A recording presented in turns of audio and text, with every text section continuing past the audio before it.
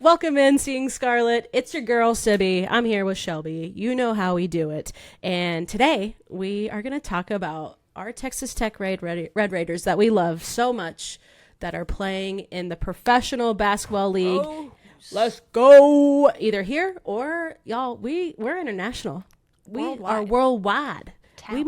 We got talent everywhere, all around the world. So we're going to go through all of those players that we have seen enter into this professional league, which is a huge, huge accomplishment. And also doing all this research, it's been really cool to see really just like the Texas Tech brand among the rosters and all these other players that are coming from different parts of the world for a couple of our players.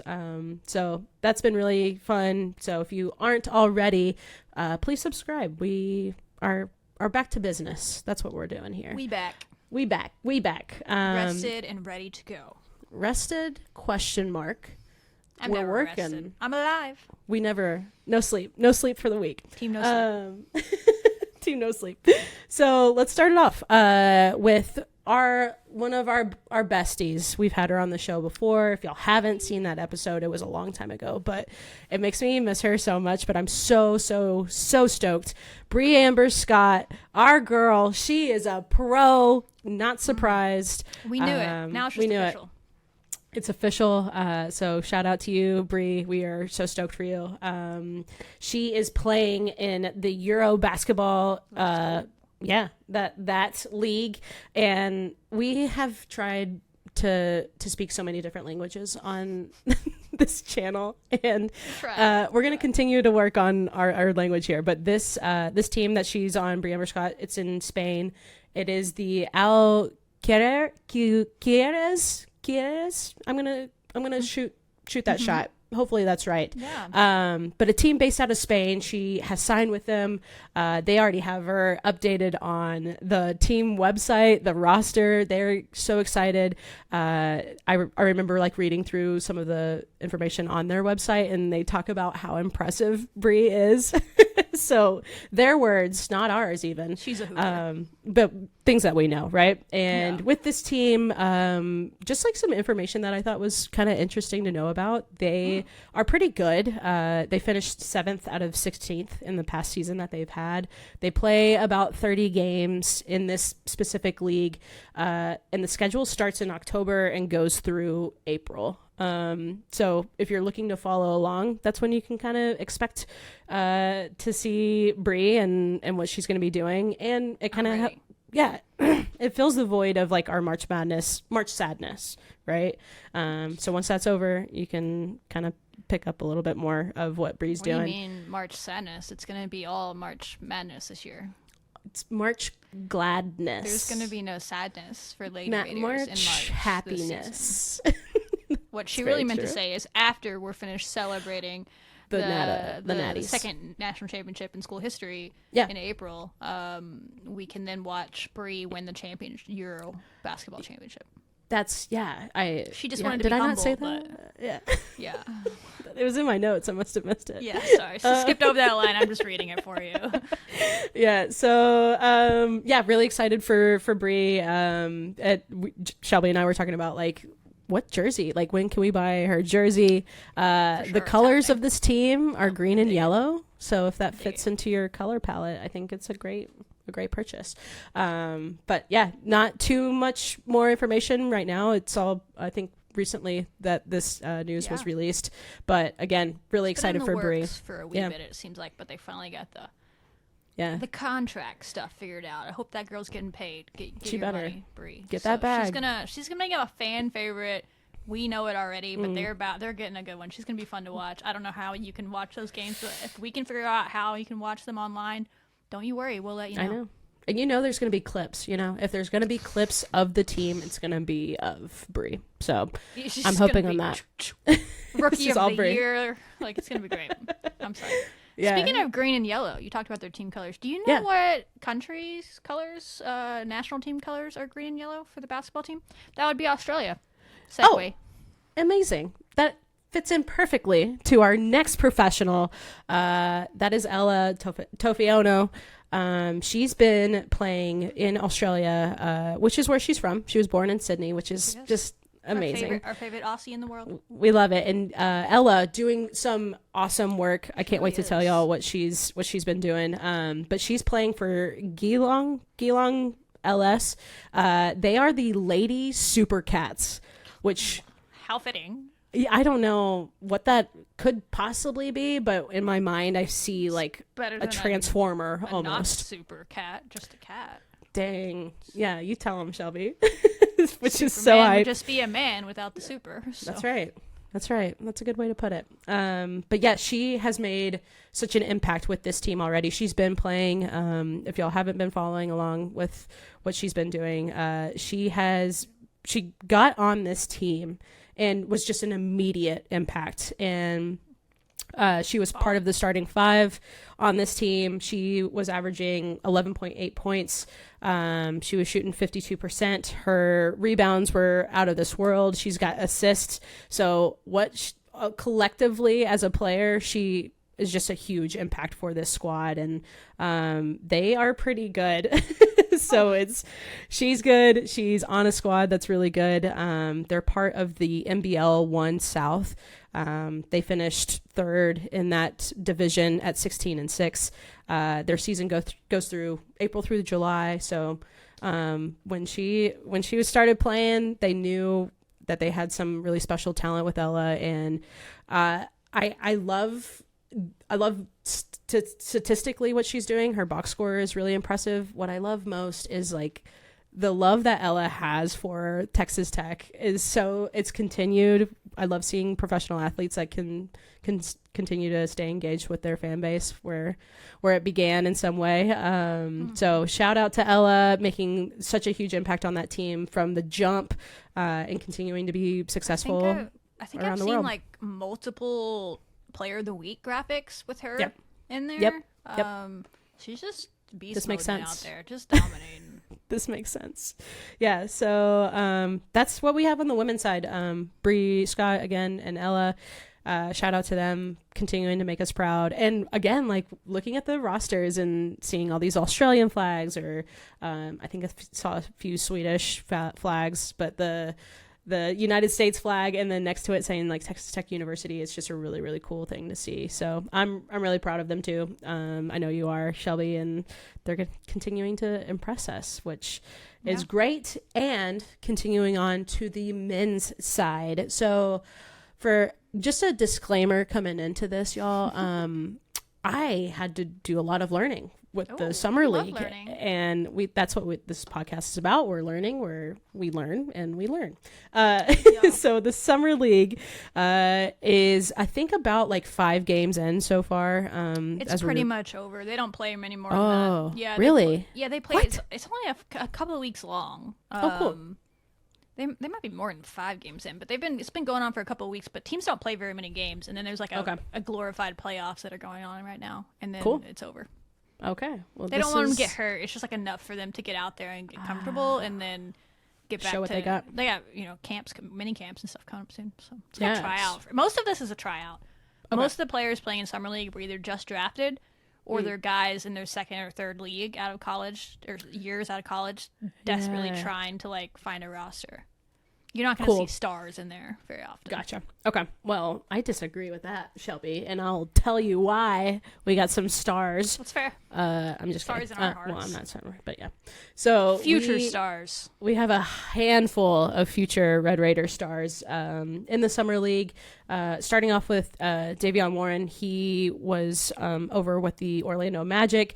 Hasn't seen playing time so far that I could find, but the fact that he made it onto that roster, that means he got to practice. He was at all the practices, and the coaches got to see him. So even not really playing is still an accomplishment. And Orlando's team is pretty young, so they probably have a lot of like actual NBA players that like get actual minutes in the NBA, also still playing on their summer league team. So it's kind of a tough draw in a sense, but he still got to be seen. So I know, and like to continue that grind, like I can only imagine what it could be like, but knowing that their goal is to get to the NBA, and they're doing everything that they can to get to that point. So I totally agree with you. Even if they're not playing the getting to that point is an accomplishment in itself. So hoping to see something from Warren in the future. He'll be on the TBT roster that that's right. is going on right now. They would have played last night. Yeah. So hopefully he's balling out there. We're recording this before then, but he'll be there for Tech fans. That is very, very true. So we'll get to see him play, which is awesome. Which leads us into Kevin O'Banner. I love that guy. I love all these guys. Just as a human, he's a good dude. Just a good dude. Just goes about his business. Yeah, so he has been with the Raptors. He's from when we were recording this and what information I could find. He's played in one game so far, getting a couple of rebounds and playing for about 9 minutes with that squad. So having some time on the court, which is huge. And what I have researched is any minutes at all is awesome. If you're not drafted and you're getting minutes, like they at least want to see what you got. So exactly, yeah. So Kevin with the Raptors. That's what I have so far. And then moving on to Adonis Arms with the Brooklyn Nets. Yo, tell me you ain't thinking about that smile right now. Because you are. I am. I know. One of my all-time favorites. He was only here for a year. And I know. Like, him and O'Banner both. Mm-hmm. I'd love to see them make it a surprise appearance on this TBT team. They're not on the roster as is, but I think you can add people, and that would be cool. I just love them, the vibes. But they're both going after the pro dreams, as we're talking about, so... They got bigger things, and maybe they're going to get signed, and they can't, but yeah. Anyway, tell us what he's up to. Oh, yeah. So Arms has been, he's played in like 3 games so far, which again is huge. Not too much playing time in those 3 games, but when he was in there, he was shooting about 33% from the field. So getting some shots up, some of them going down. But again, yeah, he's with the Nets. He was showing out in the G League this year for someone. So like, I bet if nothing else, he'll be back in the G League. So totally, that's probably why he's not playing in TBT. He's already got a spot there. But yeah, he's been doing... And that's pro ball too. The G League is, basically the men's equivalent. Like you could go over to you could go play in Europe, or you could play in the G League. You're getting paid. So one is here and one's over there. So that's right. He's a pro player. Yeah, again, making the steps towards the dream, which is really awesome. And then the next player, familiar name, Zaire Smith. What a story! What a story! Truly. He's over with the Thunder. He's played in a couple games so far, playing about like 13 minutes in this last game that he had against the Spurs, and his best game so far. He scored a couple points, had some rebounds, a steal, an assist, some blocks. Like he was getting to work with the time that he had. It might have been in a pre-Vegas Summer League game, but he had a better game than that, actually. It was the very beginning of the week. It was making the rounds. So it might have been the Salt Lake City. So that, since you're just learning about Summer League, so that might be... there. Sometimes there's like pre-Summer League leagues. It's silly. And like there'll be like 8 teams that play in the Salt Lake Summer League. Maybe that's what that was happening. But I know he had a game earlier, and it was like his first Summer League game, his first game back in like 2 years. If you're not familiar with Zaire Smith's story, it makes you... heartbreak for the guy. He was drafted really high in the lottery after his freshman year at Texas Tech. That's when he went. Like he kind of came out of nowhere. No one thought this 3-star guy was going to be a lottery pick. He gets drafted, and then he has an allergic reaction to some sort of food in the offseason. So wild. Like prior to his NBA season, loses like 20-30 pounds, and is just never could be. He just couldn't. You can't gain that back in time for the season. He couldn't find his footing, and it was just. I hated so it for tough. the guy. So, and you just haven't really heard from him in a while. So, I know he showed out in that game, and he had like 15 points, a bunch of. He had a really good game. This is probably from the Las Vegas Summer League we're talking about, which is when they add in the rest of the team. So, that's fair that he wasn't playing as much. But and I'm glad you brought that up, because that is all the information that I'm sharing is like the last game that they played. So that you're right, Shelby. But yeah, hopefully Smith continuing to get back to where he was, and knowing that like something just so wild, right, that happened to him, and it's a huge setback, but he's still grinding, and obviously making some impact there. So another player with the Thunder, Jamius Ramsey, he's played in a couple of games so far. Again, he is on the OKC Thunder. He's played about 16 minutes, shooting 50% from the 3-point line, making 2 for 4 with those 3-pointers. He's 83% for free throws, 6 rebounds, a steal. He scored 11 points. So he again, this 16 minutes, like, that's not so much. But like you said, there's not that many good games. for Summer League. And Oklahoma City's a very young pro team, like at the NBA level. Their Summer League roster is really loaded.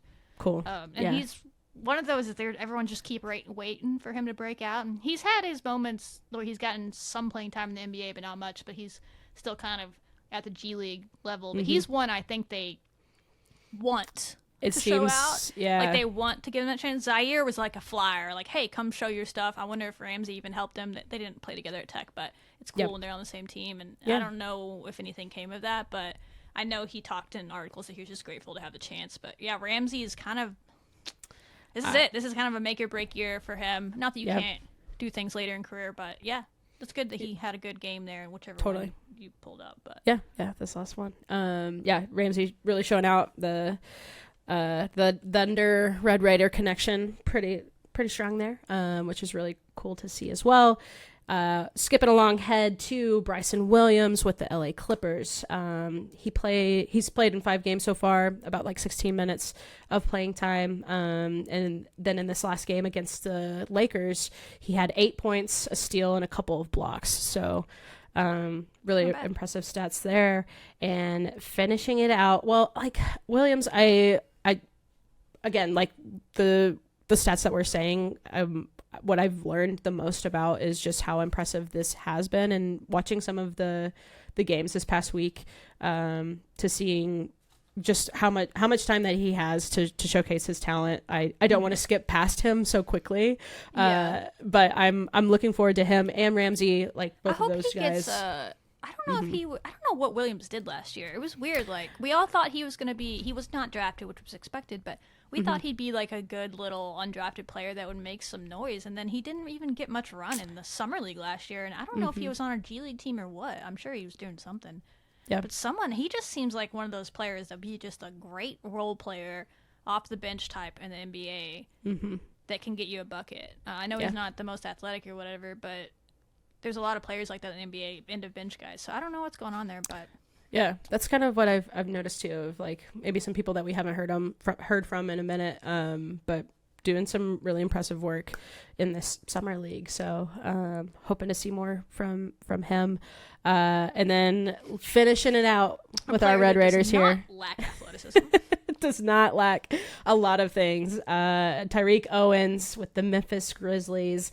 I just saw a clip from him from his game. I think it was against this game that he had that we're going to talk about here in a minute against the Phoenix Sun, where he gets a pass right underneath the bucket and he goes up and does what he does best, dunking on him. And it was just a really cool clip because it brought back so many memories from seeing him doing it. You know what's really cool about that is he spent a lot of time with the Phoenix Suns organization. That's where he went undrafted, and he's probably played against a lot of those guys, so he was extra motivated to dunk on some of his old G League teammates. Exactly. Cool. Memphis is not a bad spot for him. It isn't. Give him a chance, y'all. Get him to the NBA. I think it's it could be a great fit. But yeah, he played 17 minutes against Phoenix. They ended up losing that game, but for Owens, he had a really great game. 80% from the field, 3 rebounds. He had 9 points at the end of that game, and again, like a really, really killer slam dunk just to add to the energy. And